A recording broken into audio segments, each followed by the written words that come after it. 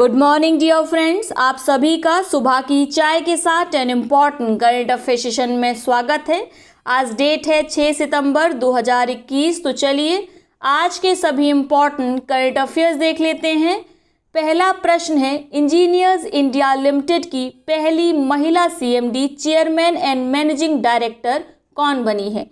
तो इनका नाम है वर्तिका शुक्ला, जो कि इंजीनियर्स इंडिया लिमिटेड की पहली महिला सीएमडी बनी है। अब बात करते हैं इंजीनियर्स इंडिया लिमिटेड के बारे में। आखिरकार यह क्या है? तो यह भारत सरकार का सार्वजनिक क्षेत्र का एक उपक्रम है जो किस मंत्रालय के अंतर्गत काम करता है? तो आपका उत्तर होगा पेट्रोलियम एवं प्राकृतिक गैस मंत्रालय के अंतर्गत। इंजीनियर्स इंडिया लिमिटेड की स्थापना 1965 में की गई। यह पेट्रोलियम शोधन संयंत्रों को इंजीनियरिंग एवं अन्य टेक्नोलॉजी यानी अन्य तकनीकी सेवाएं उपलब्ध कराता है। क्लियर हो गया? याद रखेंगे, इंजीनियर्स इंडिया लिमिटेड पेट्रोलियम एवं प्राकृतिक गैस मंत्रालय के अधीन काम करता है, जिसकी हाल ही में महिला सीएमडी बनी है वर्तिका शुक्ला। अगला प्रश्न देखते हैं, हाल ही में भूमिगत खदान में काम करने वाली देश की पहली महिला खनन इंजीनियर कौन बनी है?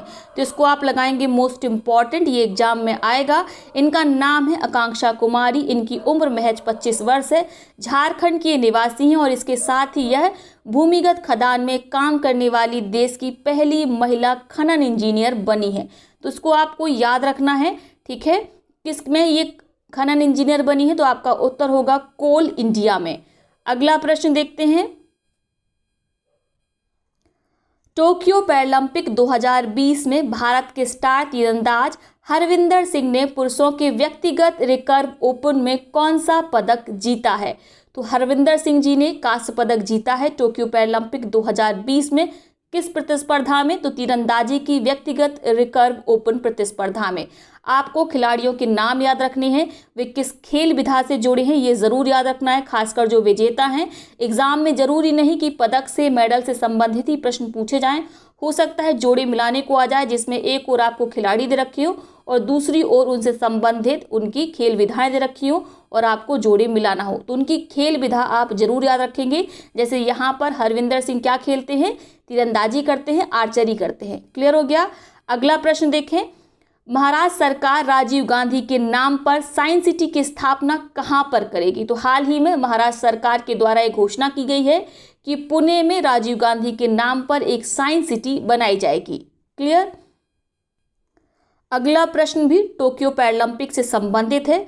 हम ओलंपिक और पैरालंपिक से संबंधित एक अलग से वीडियो बनाएंगे जिसमें हम इसको विस्तार से पढ़ेंगे। यहाँ पर केवल करंट अफेयर को कवर करने के लिए पढ़ाया जा रहा है, तो आप इसे अभी नोट कर लेंगे। उसके बाद इसका जो विस्तार पूर्वक एक वीडियो है वो अलग से आएगा। फिलहाल अपना करंट अफेयर देखते हैं।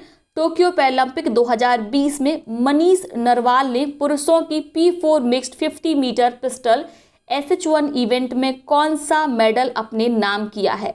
तो मनीष नरवाल जीते हैं स्वर्ण पदक। अभी तक भारत ने टोक्यो पैरालंपिक में 5 गोल्ड मेडल जीते हैं और कुल जो मेडल जीते गए हैं, मतलब गोल्ड, सिल्वर और कांस्य मिलाकर, वो 17 मेडल है। ठीक है, तो याद रखेंगे 5 गोल्ड है, जिनमें से एक गोल्ड कौन लेके आए हैं? मनीष नरवाल। ठीक है, किस प्रतिस्पर्धा में? तो इसका नाम है पुरुषों की P4 mixed 50 metre pistol SH1 event में। नेक्स्ट हमारा प्रश्न है टोक्यो पैरालंपिक से संबंधित। टोक्यो पैरालंपिक 2020 में सिंहराज अधाना ने पुरुषों की P4 mixed 50 pistol SH1 event में कौन सा मेडल अपने नाम किया है? तो सिंहराज अधाना का नाम आपको याद रखना है, मोस्ट इंपॉर्टेंट है। इन्होंने कौन सा मेडल जीता है? तो आपका उत्तर होगा रजत पदक, सिल्वर मेडल। किस स्पर्धा में? तो आपका उत्तर होगा पुरुषों की P4 mixed 50 metre SH1 event में। इसके साथ ही सिंहराज अधाना ने P1 10 metre air pistol SH1 स्पर्धा में कांस्य पदक भी जीता है। यानी आपको यहाँ पर ये याद रखना है कि टोक्यो पैरालंपिक 2020 में ये पहले पुरुष खिलाड़ी हैं या एकमात्र पुरुष खिलाड़ी हैं जिन्होंने टोक्यो पैरालंपिक में 2 मेडल जीते हैं। कौन कौन सा? एक इनका सिल्वर मेडल है और दूसरा मेडल इनका ब्रॉन्ज मेडल है। ठीक है, और जो हमने कल अवनी लेखरा पढ़ा था, वो अभी तक पैरालंपिक के जितने भी आयोजन हुए हैं उनमें वो पहली विमेन है, पहली महिला है जिन्होंने किसी एक पैरालंपिक में 2 मेडल्स को जीता है। उन्होंने कौन कौन से मेडल जीते थे? गोल्ड और ब्रॉन्ज। ठीक है, और जबकि सिंहराज अधाना ने टोक्यो पैरालंपिक में 2 मेडल जीते हैं, रजत और कौन सा, ब्रॉन्ज मेडल। ठीक है, और ये टोक्यो पैरालंपिक में एकमात्र पुरुष खिलाड़ी हैं। ठीक है, तो यानी टोक्यो पैरालंपिक में 2 खिलाड़ियों ने 2-2 मेडल जीते हैं, एक है अवनी लेखरा, दूसरे हैं सिंगराज अधाना। अगले प्रश्न की बात करते हैं। अंतर्राष्ट्रीय जलवायु शिखर सम्मेलन 2020-21 जिसे ICS 21 कहा जा सकता है, इसका आयोजन कहाँ पर किया जाएगा? तो इसका आयोजन अभी चल रहा है। ठीक है, इसका आयोजन कहाँ पर किया गया? भारत में किया गया। ठीक है, इसकी मेजबानी किसने की? आपका उत्तर होगा भारत ने। ठीक है, इसका संबोधन किसके द्वारा किया गया? तो इसका संबोधन किया गया प्रधानमंत्री नरेंद्र मोदी के द्वारा। इसके प्रमुख वक्ता कौन थे, ये पूछा सकता है। तो इसके प्रमुख वक्ता थे रिलायंस इंडस्ट्रीज के chairman and managing director Mukesh Ambani. ठीक है, याद रखना है आपको, प्रमुख वक्ता कौन थे? मुकेश अंबानी थे। संबोधन किसने किया, यानी जो शुरुआती संबोधन होता है वह किसके द्वारा किया गया? तो आपका उत्तर होगा प्रधानमंत्री नरेंद्र मोदी के द्वारा। जबकि जो मुख्य स्पीकर थे इसके वह कौन थे? मुकेश अंबानी, रिलायंस इंडस्ट्रीज के CMD। अगला प्रश्न है, द टाइम हायर एजुकेशन द्वारा वर्ल्ड यूनिवर्सिटी रैंकिंग 2022 में किस यूनिवर्सिटी को प्रथम स्थान मिला है? तो हाल ही में वर्ल्ड यूनिवर्सिटी रैंकिंग जारी की गई है, किसके द्वारा? The times of higher education के द्वारा। भारतीय यूनिवर्सिटीज़ की हालत बहुत ख़राब है, टॉप 200 में कोई भी यूनिवर्सिटी शामिल नहीं हुई है। ठीक है, टॉप 400 में 3 यूनिवर्सिटी शामिल है जिनकी रैंक 351 के ऊपर है। और जो पहले 351 के बाद जिसको पहला स्थान मिला है वह कौन सी है? वह है आपकी Indian institute of science Bangalore. ठीक है, ISC बेंगलुरु, इसको पहला स्थान आप कह सकते हैं, इसको भारत में सर्वोच्च स्थान मिला है, लेकिन इसकी जो ग्लोबल रैंक है वो 350 के ऊपर है। दूसरा स्थान इंदौर को मिला है, तो आप उसे भी नोट कर सकते हैं। हालांकि इसी को आप याद रखेंगे कि टॉप 200 में भारत की कोई भी यूनिवर्सिटी शामिल नहीं है, टॉप 400 में 3 यूनिवर्सिटी शामिल हैं। और इस रैंकिंग में जो शीर्ष स्थान प्राप्त किया है वह किया है ऑक्सफोर्ड यूनिवर्सिटी ने। ठीक है, क्लियर हो गया। अगला प्रश्न देखते हैं, कछुआ संरक्षण के लिए भारत के किस जीव विज्ञानी को the Behler turtle conservation award से सम्मानित किया गया है? तो इनका नाम है डॉक्टर शैलेंद्र सिंह, और ये देख सकते हैं आप, ये हैं डॉक्टर शैलेंद्र सिंह, जिन्हें सम्मानित किया गया है किस अवार्ड से? The Behler turtle conservation award. ठीक है, कछुओं के संरक्षण से संबंधित यह अवार्ड है, और इस अवार्ड को टर्टल कंजर्वेशन एंड बायोलॉजी का नोबेल प्राइज कहा जाता है। यानी जो कछुओं का संरक्षण है उसका नोबेल प्राइज किसे कहा जाता है? तो आपका उत्तर होगा the Behler turtle conservation award को। और इससे हाल ही में भारत के जीव विज्ञानी को सम्मानित किया गया है जिनका नाम है डॉक्टर शैलेंद्र सिंह। डॉक्टर शैलेंद्र सिंह ने कछुओं की 3 प्रजातियों को एक्सटिंक्ट कैटेगरी से अपने प्रयासों द्वारा उन्हें क्रिटिकली इंडेंजर्ड की कैटेगरी में पहुंचाया है। यानी जो ऑलमोस्ट एक्सटिंक्ट हो चुकी थी उन प्रजातियों पर उन्होंने अपने योगदान के उनको संरक्षित किया। जो अन्य जरूरी कदम थे उन्होंने वह उठाए उनके संरक्षण के लिए, और उन्हें इंस्टिंक्ट की कैटेगरी से किस कैटेगरी में ले गए, किस कैटेगरी में ले जाने में सफल रहे? तो आपका उत्तर होगा क्रिटिकली इंडेंजर्ड में। ठीक है, और इसीलिए शैलेंद्र सिंह को सम्मानित किया गया है the Behler turtle conservation award से। तो ये आज के सभी इंपॉर्टेंट करंट अफेयर्स हमने देख लिए।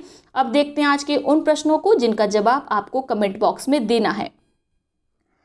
आप दोनों ही प्रश्नों का जवाब एक ही कमेंट में लिखेंगे, जिसका जवाब सबसे पहले सही सटीक आएगा उसके जवाब को पिन किया जाएगा, यानी उसके कमेंट को पिन किया जाएगा, साथ में उसका नाम अगले वीडियो में लिया जाएगा। तो बात करते हैं पहला प्रश्न कौन सा है। स्मार्ट हेल्थ कार्ड प्रदान करने वाला पहला भारतीय राज्य कौन बन गया है? आपके विकल्प हैं मध्य प्रदेश, महाराष्ट्र, उड़ीसा या झारखंड।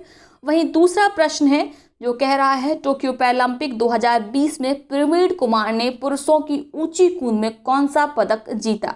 आपके विकल्प हैं स्वर्ण पदक, रजत पदक या कांस्य पदक या इनमें से कोई नहीं। तो इन दोनों प्रश्नों का उत्तर आप कमेंट बॉक्स में देंगे। अब देखते हैं उन पिछले प्रश्नों को जिनका सबसे पहले सही सटीक जवाब दिया गया रचना यादव जी के द्वारा। रचना यादव जी की कमेंट को ऑलरेडी पिन किया जा चुका है। पहला प्रश्न क्या था? अफगानिस्तान से नागरिकों को निकालने के लिए भारत के द्वारा जो अभियान चलाया गया उस अभियान का नाम क्या है? तो उस अभियान का नाम है ऑपरेशन देवी शक्ति। ये बहुत इंपॉर्टेंट है, आप इसको याद रखेंगे, ये एग्जाम में आएगा, ठीक है। ऑपरेशन देवी शक्ति के माध्यम से ही भारतीय नागरिक जो कि अफगानिस्तान में फंस गए थे, फंस इसलिए गए थे क्योंकि वहाँ पर तालिबानियों की सत्ता हो गई, तालिबानियों ने कब्जा कर लिया, ठीक है, और उनको निकालने के लिए भारत सरकार ने ऑपरेशन देवी शक्ति चलाया। दूसरा प्रश्न क्या था? भारत के किस पड़ोसी देश ने खाद्य संकट को लेकर आपातकाल का ऐलान किया है? तो ये है भारत का पड़ोसी देश श्रीलंका। इनके पास कमी हो गई है विदेशी मुद्रा की, ना इनकी जो गवर्नमेंट बैंक है यानी सार्वजनिक क्षेत्र की बैंक है उनके पास भी विदेशी मुद्रा नहीं है, ना ही प्राइवेट बैंक के पास है, और बिना विदेशी मुद्रा के व्यापार नहीं किया जा सकता, इंटरनेशनल ट्रेड नहीं किया जा सकता। तो इनके पास जो खाद्य वस्तुएं हैं, ठीक है, चाय, चीनी, प्याज, इन सब की कमी हो गई है, चावल की कमी हो गई है, और जिसके कारण यहाँ पर लूटपाट जैसी अन्य घटनाओं में बढ़ोतरी हुई है, क्योंकि जो स्टॉक होल्डर्स होते हैं उन्होंने सामान को अपने पास जमा लिया, ठीक है, जमाखोर जो होते हैं, और वो मनमाने दाम जनता से ले रहे हैं, लंबी लंबी लाइनें लगी हैं, स्थिति बहुत ख़राब है। क्योंकि अगर खाद्य संकट है तो आप समझ सकते हैं ये शायद सबसे बड़ा संकट इसे कहा जा सकता है, और इसी से वर्तमान में हमारा पड़ोसी देश श्रीलंका जूझ रहा है। कारण वही, इनके पास विदेशी मुद्रा नहीं है व्यापार को करने के लिए। क्लियर हो गया? तो याद रखेंगे कहाँ पर खाद्य संकट को लेकर आपातकाल का ऐलान किया गया है, तो आपका उत्तर है श्रीलंका। तो ये है आज का सेशन। आई होप वीडियो आपको पसंद आया होगा। वीडियो को लाइक करें, साथ ही अपने मित्रों से, पार्टियों के साथ इसे शेयर अवश्य करें। कल हम नए वीडियो में मिलेंगे, तब तक के लिए बहुत बहुत धन्यवाद।